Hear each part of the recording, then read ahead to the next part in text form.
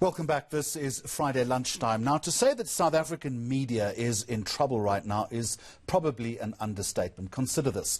In just a matter of weeks, the publisher of Cosmopolitan closing down. Caxton, Media 24 shutting down a raft of titles. Primedia is reportedly talking of restructuring.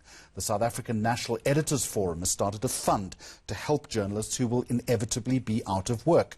I want to talk to Professor Anton Harber now from the Wits journalism department, and also a keen watcher and commentator about the South African media environment. Anton, good afternoon to you.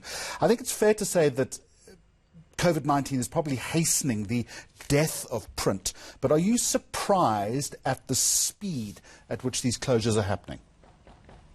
Yes, Jeremy. I think we've known for some time that print was diminishing, that print titles were in trouble, and there was a need to move online and to move into the digital sphere quite soon. But COVID has accelerated that process dramatically.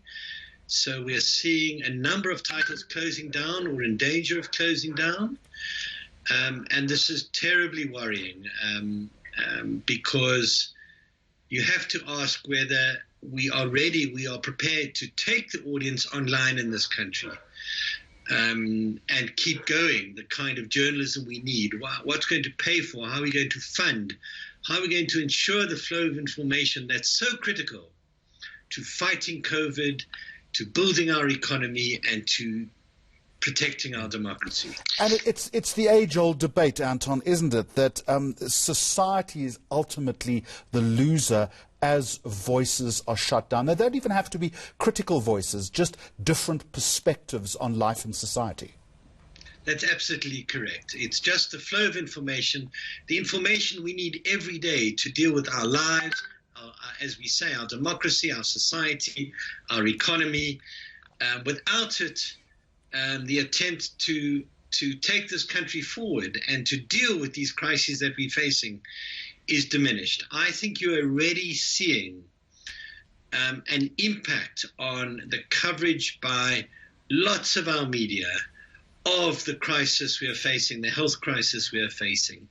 And I think that's the first sign that we're going to get less coverage of Parliament and the courts and daily life and economic life and business life and all that information that is so critical to our successful functioning. The answer is obvious, but if that trend continues, what does it mean as those voices close? It means that our capacity to deal with these issues is diminished. It means that our attempt to fight corruption is diminished because there's less scrutiny, there's less transparency. Democracy depends on a functional, effective, credible, diverse media that is giving us debates and discussion and the information we need in the society. And if we have less of it, it endangers the very function of our democracy and our economy. So how can media houses weather this? And perhaps you might have a view on how they need to change the way in which they work or in which they are structured. Look, I think one of the problems we face is that many of our major media houses have been unable or unwilling to show the boldness, the experimentation with digital media, and done what is necessary really to take print titles online or to build new digital media that will move into the gaps created by these issues and these problems.